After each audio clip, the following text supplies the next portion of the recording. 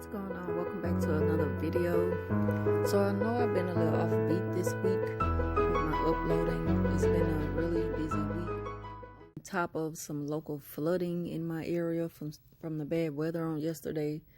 So I'm just kind of getting back in commission. So I decided to do another Q&A on narcissism. And just like my last video, I got my questions from a website called Quora.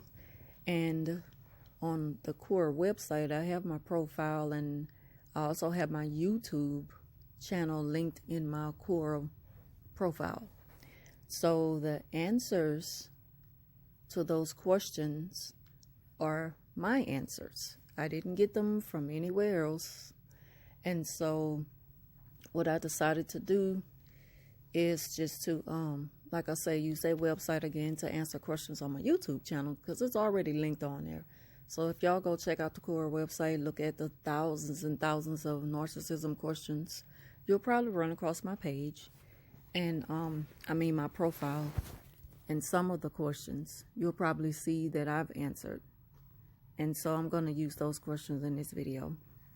Also, these questions, I just did like a snapshot of them. I'm sorry, a screenshot of a couple of questions. I think I got 5 or 6 that I'm going to do in this video. And so I wasn't able to get the names of the people. But like I say, if you go to the Quora website and you go look up the narcissism questions, the same ones I'm about to ask, you know, you'll probably run across my profile. The first question is, my narc would often cuddle with his dog instead of with me when we're watching TV in bed. I would actually be jealous of his pet because he got more intimacy than I did.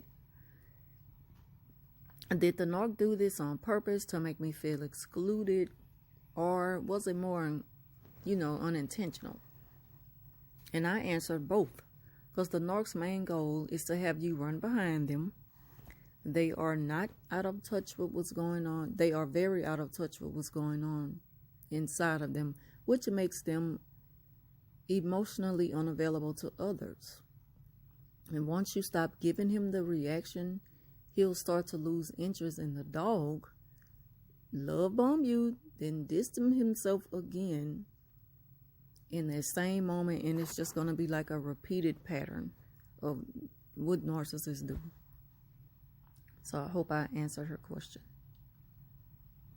The second question is, what are the primary characteristics that every narcissist share? And I answered: deceive, brainwash, control, manipulate, punish, and destroy. The third question is, do you see narcissistic personality disorder as a mental disorder or as a character defect? And I answered, in my personal opinion, I see it as a character disorder. I look at NPD from a spiritual point of view, and I believe that the Jezebel spirit has taken possession of anyone with a narcissistic personality. Next question.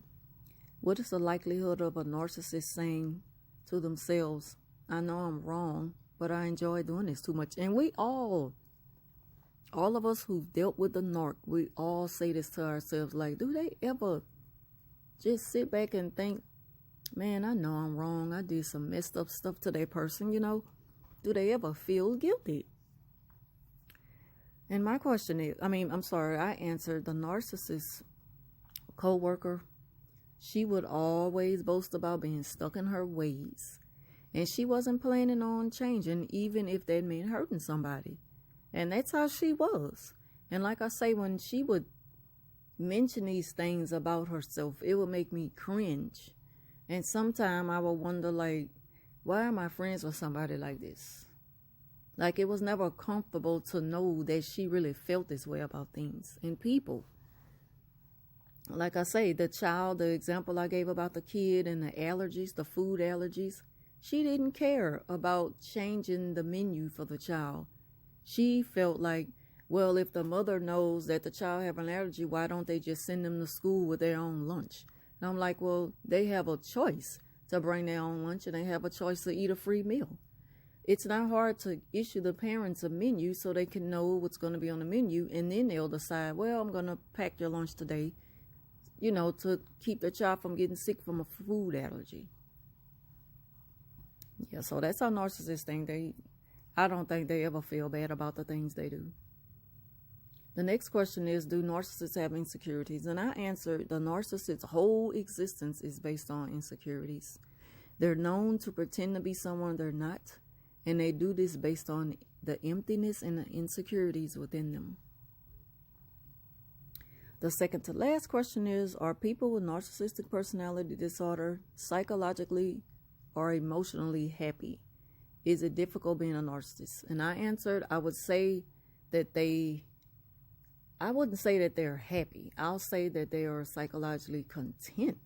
The narcissist definitely has a hard time being themselves, given the fact that they don't have the ability to express real emotions. So chances are them being happy are 0 to none. Narcissists live a miserable life. If they didn't have such an obsessive attachment to other people, they wouldn't have a life at all to look forward to. And the last question is, how is psychology used to manipulate and influence people in their daily lives? And I'll say, when a psychologist study the mind, they have a better way of understanding how and why people think the way they do. But the worst case scenario is someone who suffers from a mental illness unknowingly seeks counseling from a narcissist, a narcissistic psychotherapist who abuses their position to manipulate other people.